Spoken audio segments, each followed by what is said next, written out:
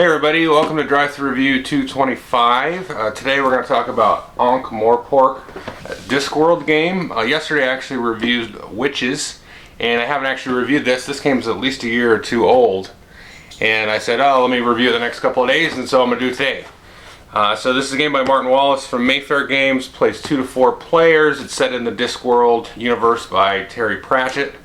And this is a sort of a deduction game slash card game. You're going to be playing cards, trying to get, different areas and control them with buildings and minions and all kinds of good stuff.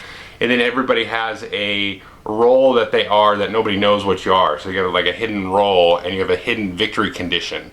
And based on your movements on the board and stuff like that, you're trying to meet your victory condition and then surprise everybody and say, look, I won.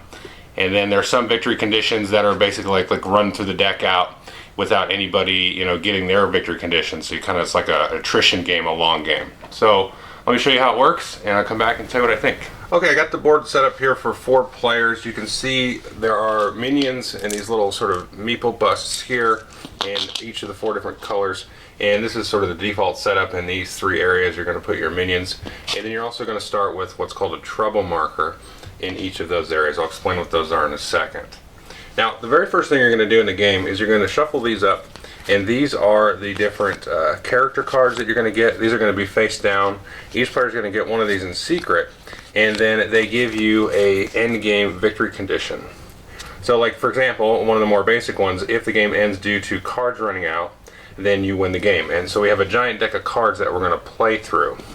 And then some of these will expect you to have control of a certain number of areas on the board, and that's going to change based on the number of players playing. This guy, if you have at the start of your turn, have $50, and that includes any buildings you may have out on the board because they have a different value, and then you're going to win the game. So a lot of these are at the start of your turn. If this is the case, then you win the game. And so everybody should be made aware of what all the different cards are. And that way you can sort of try to deduce, what they're doing, because some of them are just like, you need a piece in, each of the different areas or a certain number of areas, or you need control, which basically means having, the most pieces in an area. So you're going to deal these out face down, 1 to each player, and then you can set these out here. I haven't done it here, but there are basically building spots here that match the different locations on the board. So you see you got long well and dim well.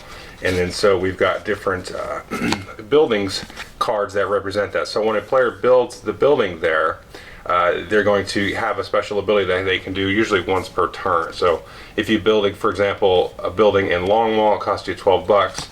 This shows you the spot there, so that's area 9 there. And then you basically once per turn you can take $1 from the bank. So you set these around the board, kind of in proximity to the spots there, and then whoops, I got shuffled in there. And then then you set those up, and those can be available for purchase in the game. And then you're going to deal players a hand of these cards. Now, these are sort of divided into an A and B deck. You've got the green border cards here with brown border cards there towards the bottom. Now, on your turn, you're very simply going to be doing play a card, draw a card. Now, some of the cards will let you draw extra cards and play extra cards and things like that. So the way that cards work is all of them have these symbols along the top.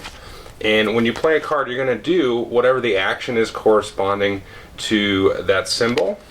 And if it has a little scroll here, you basically do whatever the text says. So this one, for example, you play this and say, discard 1 card, and then you can place a minion out on the board. And I'll explain what all these different icons are in a second. This one lets you build a building, and then you can activate this text here. It says earn $1 for each minion in the Isle of Gods, which is an area there. So, you just basically play 1 card and draw 1 card, and you go all the way through the deck there.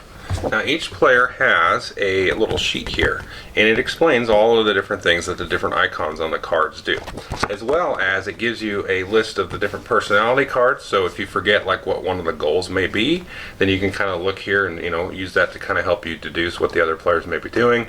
And again, there's a reference here for the different area cards. If you build a building in the area, you can use these abilities. This is a good reference. So let's just go through the different things here. So this first thing is most basic thing in the game.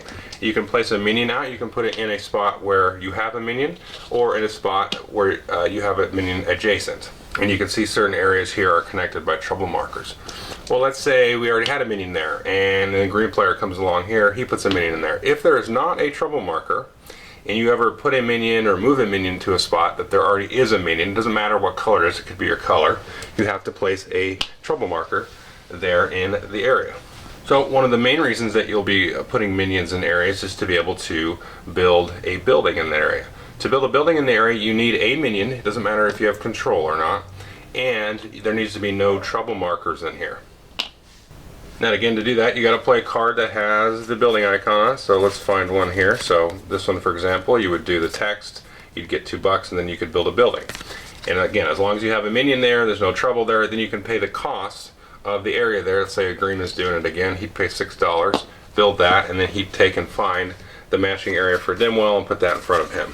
Now how do you get trouble markers off the board? Well, there's a couple ways to do that.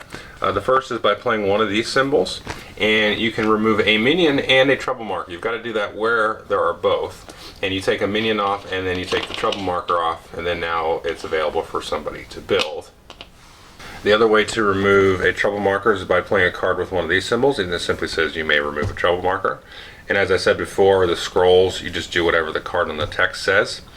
And then here we've got take money from the bank, and then we're going to skip this one now. This is the only mandatory thing that you can do, because as you walk through the cards, you can choose to skip some of the actions. So if we played, let's say this card here, we can maybe skip the text and just do the minion, or do the text and do the skip the minion there. But anything here that has the event thing, you have to do that. There's no way around that.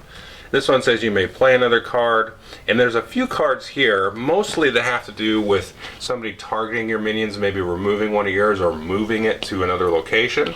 You can play these as an interrupt. So if you have any cards here that have the hand, you can wait and hold those and play those on somebody else's turn to interrupt.